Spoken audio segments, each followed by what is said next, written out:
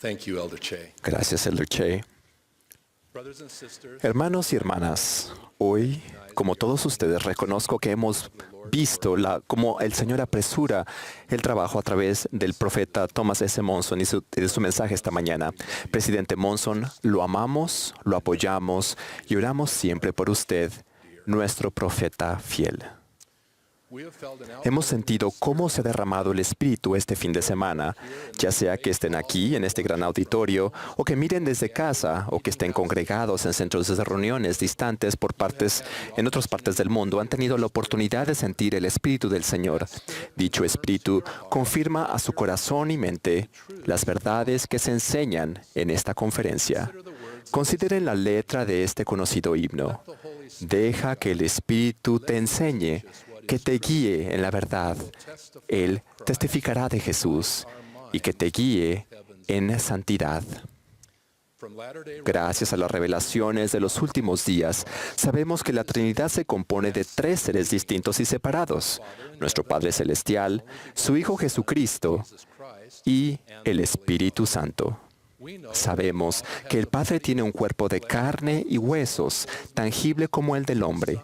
Así también el Hijo, pero el Espíritu Santo no tiene un cuerpo de carne y huesos, sino es un personaje de espíritu. De no ser así, el Espíritu Santo no podría morar en nosotros. Mi mensaje de hoy se centra en la importancia del Espíritu Santo en nuestra vida. Nuestro Padre Celestial sabía que en la vida mortal afrontaríamos dificultades, tribulaciones y confusión. Sabía que lucharíamos con preguntas, desilusiones, tentaciones y debilidades. Para darnos fortaleza terrenal y guía divina, Él proporcionó el Santo Espíritu, que es otro nombre del Espíritu Santo. El Espíritu Santo nos liga al Señor. Por designio divino, Él nos inspira, testifica, enseña e inspira a andar en la luz del Señor. Tenemos la responsabilidad sagrada de aprender a reconocer su influencia en nuestra vida y también responder. Recuerden la promesa del Señor. Te daré de mi espíritu, el cual iluminará tu mente y llenará tu alma de gozo. Me encanta esa aseveración. El gozo que nos llena el alma trae consigo una perspectiva eterna que contrasta con el diario vivir. Dicho gozo llega como una paz en medio de la adversidad o del pesar. Brinda consuelo y valor. Revela las verdades del Evangelio y aumenta nuestro amor por el Señor y todos los hijos de Dios. Aunque la necesidad de esas bendiciones es tan grande, el mundo las ha olvidado y abandonado de muchas maneras. Cada semana, al participar de la Santa Cena, hacemos el convenio de recordar siempre al Señor Jesucristo y su sacrificio expiatorio. Al guardar dicho sagrado convenio, se extiende la promesa de que siempre podemos tener su Espíritu con nosotros. ¿Cómo podemos hacer eso? Primero, nos esforzamos por vivir dignos del Espíritu. El Espíritu Santo acompaña a quienes son diligentes en acordarse del Señor en su Dios día en día. Como el Señor ha aconsejado, debemos desechar las cosas de este mundo y buscar las de uno mejor, porque el Espíritu Santo no habita en templos impuros. Debemos tratar de obedecer las leyes de Dios, estudiar las Escrituras, orar, asistir al templo y vivir fieles al artículo de fe número 13. Al ser honrados, verídicos, castos, benevolentes, virtuosos y hacer el bien a todos los hombres. Segundo, debemos estar dispuestos a recibir el Espíritu. El Señor ha prometido: hablaré a tu mente y a tu corazón por medio del Espíritu Santo que vendrá sobre ti y morará en tu corazón. Comencé a entender eso mientras era un joven misionero en Scottish Plains, Nueva Jersey. Una calurosa mañana de julio, mi compañero y yo sentimos inspirados a visitar una referencia de la manzana del templo. Tocamos a la puerta de la casa de Elwood Schaefer. La señora Schaefer nos rechazó con cortesía. Conforme empezó a cerrar la puerta, sentí que debía hacer algo que jamás he hecho antes y que nunca más he hecho desde entonces. Sí, puse el pie contra la puerta y pregunté, ¿hay alguna otra persona a quien podría interesarle nuestro mensaje? Su hija, Marty, de 16 años de edad, sí estaba interesada y había orado fervientemente para pedir guía tan solo un día anterior. Marty se reunió con nosotros y con el tiempo su madre participó en las lecciones. Ambas se unieron a la iglesia. Como resultado del bautismo de Marty, 136 personas, incluidos muchos de su propia familia, se han bautizado y hecho convenios del Evangelio. Cuán agradecido estoy por haber escuchado al Espíritu y haber metido el pie contra la puerta aquel caluroso día de julio. Marty y algunos de los miembros de su familia están aquí hoy. Tercero, debemos reconocer al Espíritu cuando llega. Mi experiencia ha sido que el Espíritu se comunica con mayor frecuencia en forma de sentimientos. Los sienten en palabras que les son familiares, que tienen sentido para ustedes, que los inspiran. Consideren la reacción de los nefitas al escuchar al Señor orar por ellos. Y la multitud oyó y da testimonio, y se abrieron sus corazones y comprendieron en sus corazones las palabras que Él oró. Sintieron las palabras de su corazón, la oración. La voz del Santo Espíritu es apacible y delicada. En el Antiguo Testamento, Elías el profeta contiende con los sacerdotes de Baal. Los sacerdotes esperan que la voz de Baal descendiera como trueno y encendiera su sacrificio con fuego. Pero no hubo voz alguna, ni fuego alguno. En una ocasión posterior, Elías el profeta oró, y he aquí que Jehová pasaba, y un grande y poderoso viento rompía los montes y quebraba las peñas delante de Jehová. Pero Jehová no estaba en el viento, y tras el viento un terremoto, pero Jehová no estaba en el terremoto, y tras el terremoto un fuego, pero Jehová no estaba en el fuego, y tras el fuego una voz apacible y delicada. ¿Conocen esa voz? El presidente Monson ha enseñado, aprendamos el idioma del Espíritu mientras recorremos el camino de la vida. El Espíritu habla con palabras que sentimos.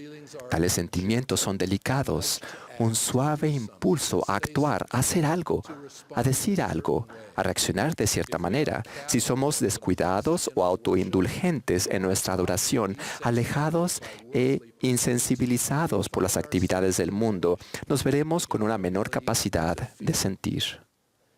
Nefi dijo a Lamán y Lemuel sobre el Santo Espíritu, habéis oído su voz de cuando en cuando, y os habla con una voz apacible y delicada, pero habéis dejado de sentir, de modo que no pudisteis sentir sus palabras. En junio pasado, estuve en una asignación en Sudamérica. Teníamos una ajustada agenda de 10 días para visitar Colombia, Perú y Ecuador. Un gran terremoto había matado a cientos de personas y herido a decenas de miles, y dañado y destruido casas, comunidades en las ciudades ecuatorianas de Puerto Viejo y Manta. Me sentí inspirado a añadir a nuestra agenda una visita a los miembros que vivían en esas ciudades.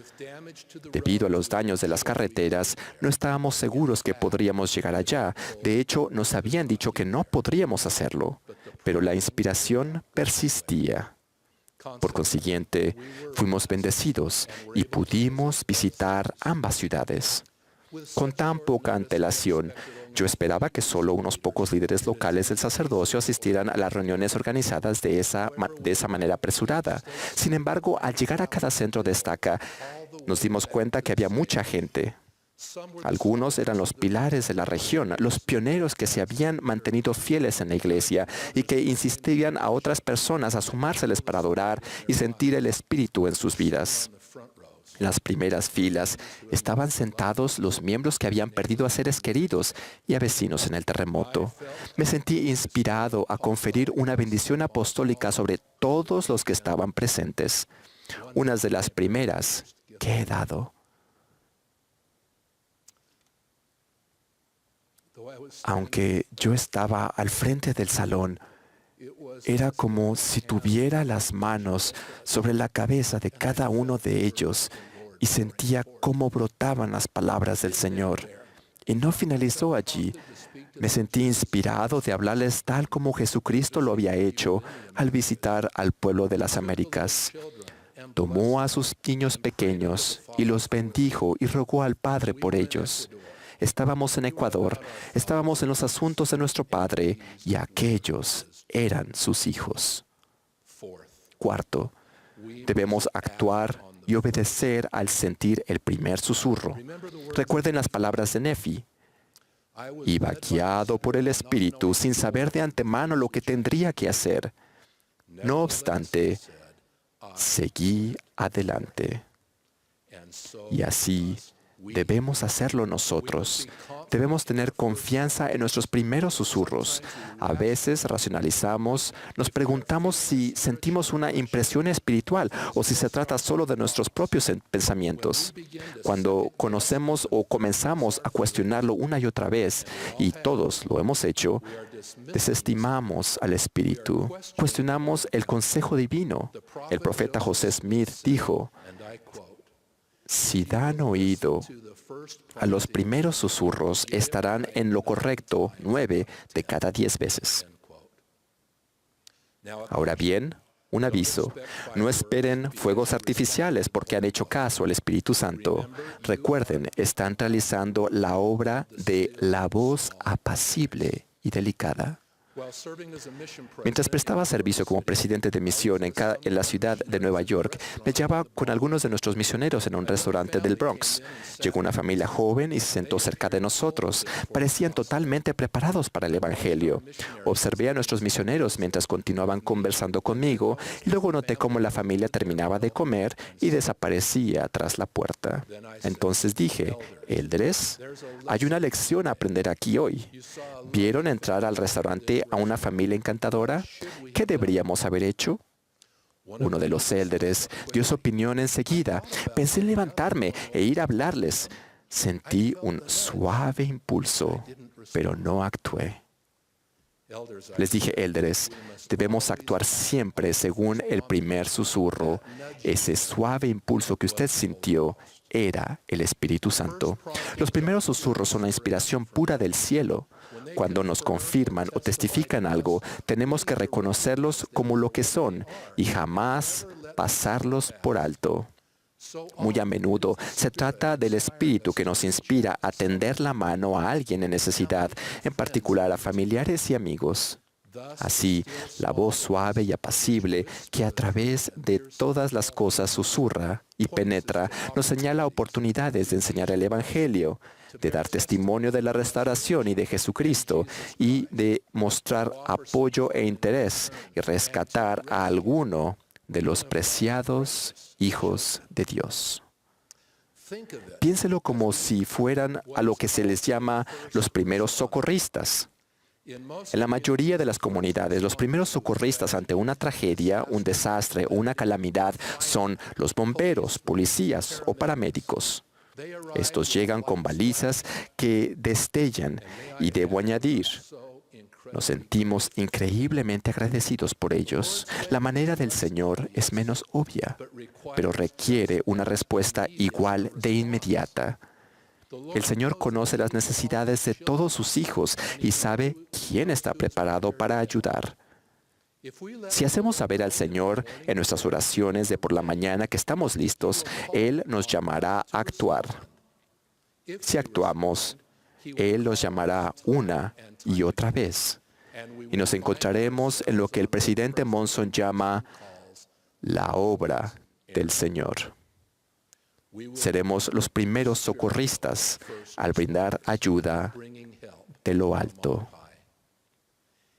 Si prestamos atención a los susurros que recibimos, aumentará en nosotros el espíritu de revelación y recibiremos más y más conocimiento y dirección inspirados por el Espíritu. El Señor ha dicho, pon tu confianza en ese espíritu que induce a hacer lo bueno.